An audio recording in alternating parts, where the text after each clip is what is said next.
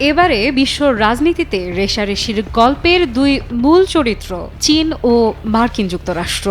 সম্প্রতি ওয়াশিংটনকে কড়া হুঁশিয়ারি দিয়েছে বেইজিং। রেষারেষির নেপথ্যে রয়েছে মাদক সমস্যার অজুহাতে চীনা পণ্যের ওপর যুক্তরাষ্ট্রের নতুন শুল্কারোপ ঘোষণার ঘটনা। যুক্তরাষ্ট্রে ক্ষমতার পালা বদলে পুরো বিশ্বজুড়ে যেন চলছে তাণ্ডব। নবনির্বাচিত ট্রাম্প প্রশাসনকে অতি অস্থির বিশেষণে বিশেষায়িত করলে বোধহয় ভুল হবে না। প্রায় 2 মাসের প্রশাসনিক সময়ে যুক্তরাষ্ট্র নানা সাংঘর্ষিক সিদ্ধান্ত, হামলা, হুঁশিয়ারি, দখল, নিষেধাজ্ঞার মতো কঠিন সব শব্দ নিজেদের ঝুলিতে ভরে মুখে শান্তির বার্তা ছড়িয়ে যাচ্ছে নির্দ্বিধায়।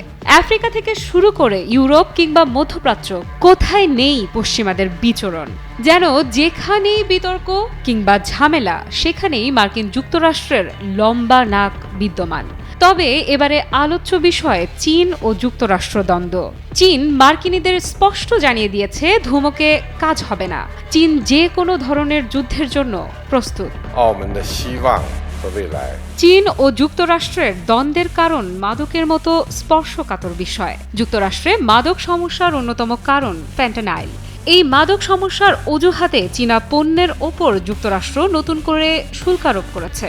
যদিও চীন বলেছে এতে বেইজিং এর কোনো দায় নেই। এই সংকটের মূল কারণ তাদের নিজেদের দেশেই নিহিত এবং তাদের উচিত নিজেদের সমস্যার সমাধান করা। আর যদি এ বিষয়ে অকারণে চীনকে হেনস্থা করা হয় তবে ছেড়ে কথা বলবে না বেইজিং।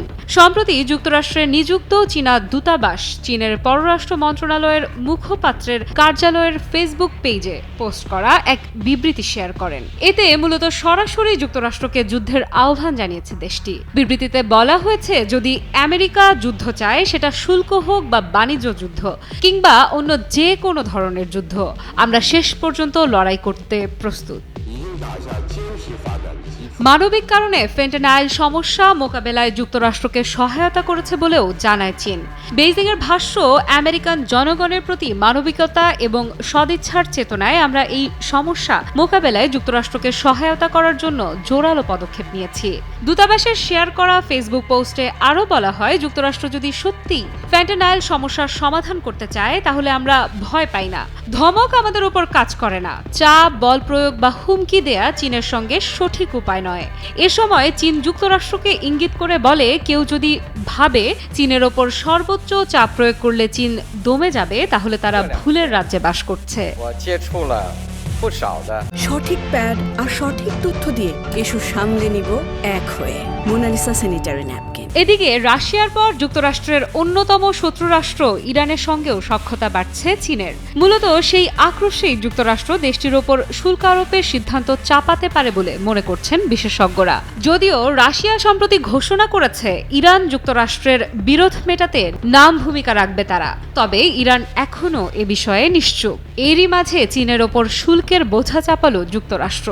এখন দেখা যাক রাজনীতির চাল কোথা থেকে কোথায় গিয়ে গড়ায়। আফ্রিদা ইফরাত, নিউজ 24।